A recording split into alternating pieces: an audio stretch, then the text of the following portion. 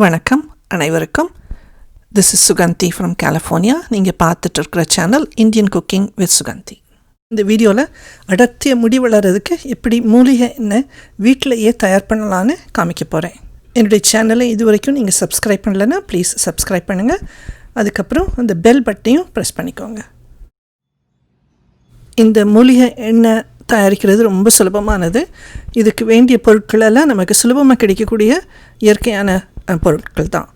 எங்கள் அம்மா நான் சின்னதாக இருக்கும்போது இந்த எண்ணெய் தான் எனக்கு செஞ்சு கொடுப்பாங்க.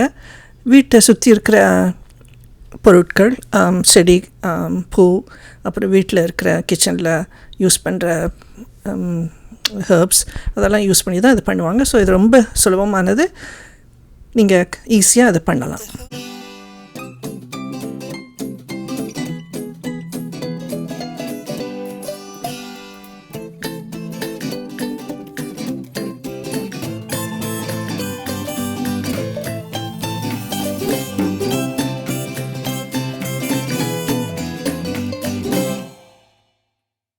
இந்த எண்ணெய் செய்கிறதுக்கு தேவையான பொருட்களை பார்க்கலாம். செம்பருத்தி பூ நல்ல செவந்த கலரில் கிடச்சா ரொம்ப நல்லது. எனக்கு கொஞ்சம் காஞ்செல்லாம் இருந்தால் கூட பரவாயில்ல, அதை எடுத்துக்கோங்க. அப்புறம் செம்பருத்தி இலை நல்லா கழுவிக்கோங்க. செம்பருத்தி இலை, செம்பருத்தி பூ, அப்புறம் வெந்தயம் தலைக்கு ரொம்ப நல்லது. அண்ட் தலையும் உடம்பையும் நல்லா கூலாக வச்சுருக்கோம். அது இல்லாமல் வெந்தயத்தில் உடல் நலத்துக்கு வேண்டிய நிறைய சத்து பொருட்கள் நிறைய இருக்குது. அப்புறம் கறி லீவ்ஸ், கருவேப்பிலை உடம்புக்கும் நல்லது, தலை முடி வளர்கிறதுக்கு ரொம்ப நல்லது. அப்புறம் நெல்லிக்காய், பெரிய நெல்லிக்காய். நான் ஃப்ரோசன் இது யூஸ் பண்ணுறேன், ஏன்னா இங்கே கிடைக்கிறது கிடையாது. நெல்லிக்காய் இங்கிலீஷில் கூஸ்பெரின்னு சொல்லுவாங்க. இது இந்தியன் க்ரோசரி கடைகளில் சுலபமாக கிடைக்கும். இது ரோஸ்மேரி, இது எங்கள் வீட்டில் நிறையா இருக்குது. இது ஆப்ஷனல் தான், கிடைக்கலன்னா பரவாயில்ல. அப்புறம் தேங்காய் எண்ணெய் தான் பேஸ். இது இங்கே கொஞ்சம் குளிராக இருக்கனால கொஞ்சம் கட்டி இருக்குது. சூடான இடத்துல நல்லா உருகி இருக்கும். இப்போது தேங்காய் எண்ணெய் எடுத்து வச்சிடலாம். இந்த திங்ஸை தான் நம்ம அரைக்க போகிறோம். இது ரோஸ்மேரி ஜஸ்ட் இலையை மட்டும் எடுத்துக்கோங்க. இந்த திக் காம்பை தூக்கி போட்டுட்ருங்க. அப்புறம் ஹைபிஸ்கஸை கையிலேயே லேஸாக அப்படி பிச்சு போட்டுக்கோங்க. இதெல்லாம் நம்ம கிரைண்ட் பண்ண போகிறோம். முடி வளர்கிறதுக்கு மருதாணி இலையும் ரொம்ப நல்லது. எப்பப்போ மருதாணி இலை கிடைக்குதோ எங்கள் அம்மா மருதாணி இலையும் இதோடு சேர்த்து அரைச்சிக்குவாங்க. ஸோ உங்களுக்கு மருதாணி இலை கிடச்சிச்சின்னா ஒரு கைப்பிடி அளவு இதோடு சேர்த்து அரைச்சிக்கோங்க. கருவேப்பிலை நான் ஒரு 6 தலை எடுத்திருக்கேன். இந்த லீவை தனியாக எடுத்துகிட்டு இந்த காம்பை கூட நீங்கள் போட்டு எல்லாம் ஒன்றா போட்டு அரைச்சிடலாம். ரோஸ்மெரி இலை கிடச்சிச்சின்னா ஒரு 2 டேபிள் ஸ்பூன். நெல்லிக்காய் அது ஃப்ரோசன் நெல்லிக்காய், அதனால் கையிலேயே ஈஸியாக அப்படி பிச்சிடலாம். அப்படி பிச்சு பார்த்திங்கன்னா அழகாக அப்படி ஆரஞ்சு சொலை மாதிரி அப்படி பிஞ்சுக்கும். அப்படி அதை அப்படியே போட்டுருங்க. ஒரு 3 காய் போடுறேன். 3 காய் கொட்டை இல்லாமல்.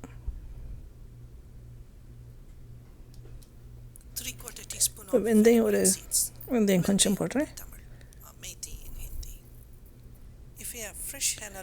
1 teaspoon to 1 teaspoon வெந்தயம்.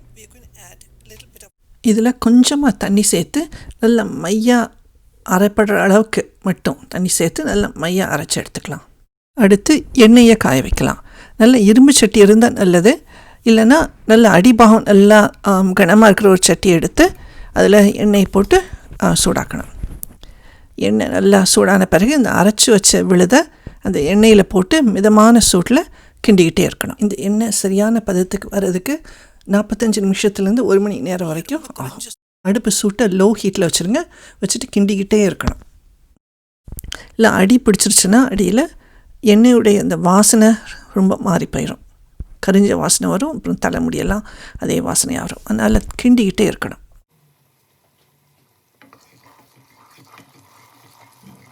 கருவேப்பிலை காம்பையும் இதில் போட்டிருக்கேன். வடிகட்டும்போது அதை எடுத்துடலாம். இப்போ நல்லா பார்க்கலாம். இந்த விழுதில் உள்ள இந்த சத்தெல்லாம் எண்ணெயில் இறங்கி எண்ணெய் அப்படியே கருத்த பச்சை கலருக்கு மாறிடும். அப்போது அடுப்பை அணைச்சிட்டு எண்ணெயை ஆற வச்சிடணும். தொடக்கத்திலேருந்து எண்ணெயை ஊற்றுனதுலேருந்து விழுத போட்டு கடைசி வரைக்கும் இறக்குற வரைக்கும் ஒரு 45 நிமிஷத்துலேருந்து 1 மணி நேரம் வரைக்கும் ஆகும். அடி பிடிக்க விடாமல் கிண்டிக்கிட்டே இருக்கணும். எண்ணெய் நல்லா முருகி வருது.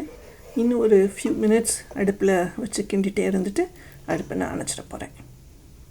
அணைச்சிட்டு அப்புறம் எண்ணெயை ஆற வைக்கணும். ஸ்டவ் ஆஃப் பண்ணியாச்சு. எண்ணெய் கூல் ஆகிட்டுருக்கு. எப்படி கருத்த பச்சை கலரில் எண்ணெய் மாறிடுச்சு பாருங்கள். இப்போது இந்த எண்ணெயை நல்லா வடிகட்டி ஒரு பாட்டிலில் போட்டு வச்சிடலாம். கலர் பாருங்கள் எவ்வளோ பச்சையாக இருக்குது. இப்போ இந்த விழுதில் உள்ள சாறு எல்லாம் இதில் இறங்கிடுச்சு எண்ணெயில்.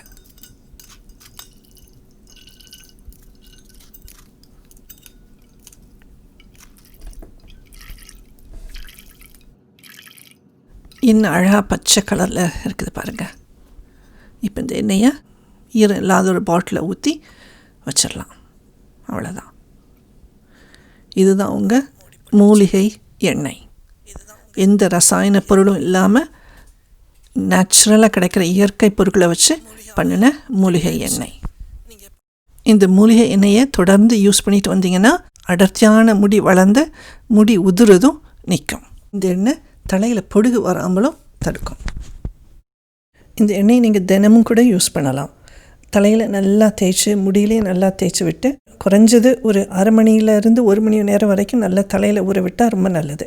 அதுக்கப்புறம் நீங்கள் தலையில் என்ன நீங்கள் சோப் போட்டிங்களோ ஷாம்பு போட்டிங்களோ எண்ணெய் போட்டு நல்லா குளிச்சிடலாம். நான் என்ன பண்ணுவேன், நான் காலேஜ் படிக்கும் போதெல்லாம் தலையில் நல்லா இதை தேய்ச்சிட்டு முடியிலெல்லாம் நல்லா தேய்ச்சிட்டு ராத்திரி முழுக்க அப்படியே நான் ஊற விட்டுருவேன். ஆனால் பிலோ கேஸ் மேலே ஒரு டவலை போட்டு அது மேலே படுத்துக்குவேன். இல்லை பிலோலாம் எண்ணெய் ஆகாமல் இருக்கிறதுக்காக. அப்புறம் காலையில் எழுந்து நல்லா குளிச்சிடுவேன். முடி உதிரதுக்கு நிறைய காரணங்கள் இருக்குது. இந்த எண்ணெயை மட்டும் போட்டு அதை குணப்படுத்த முடியாது. உங்கள் லைஃப் ஸ்டைல் எப்படின்னு பாருங்கள். உங்கள் வாழ்க்கை முறை எப்படின்னு பாருங்கள். அதிகமான மன அழுத்தம், தூக்கம் இல்லாமல் இருக்கிறது, நல்ல சத்தான சாப்பாடு சாப்பிடாமல் இருக்கிறது, ரெஸ்ட் இல்லாமல் இருக்கிறது, இதெல்லாம் கூட உங்கள் முடி வளர்கிறத பாதிக்கும். முடி கொட்ட தொடங்கும். ஸ்ட்ரெஸ் இல்லாத வாழ்க்கையே இல்லை.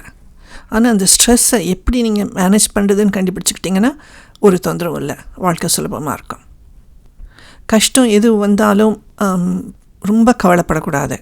நடக்கிறது நடந்தால் ஆகும். கடவுள்கிட்ட போட்டுட்டு ஜஸ்ட் ரிலாக்ஸாக இருங்க. அமைதியாக இருக்க பாருங்கள்.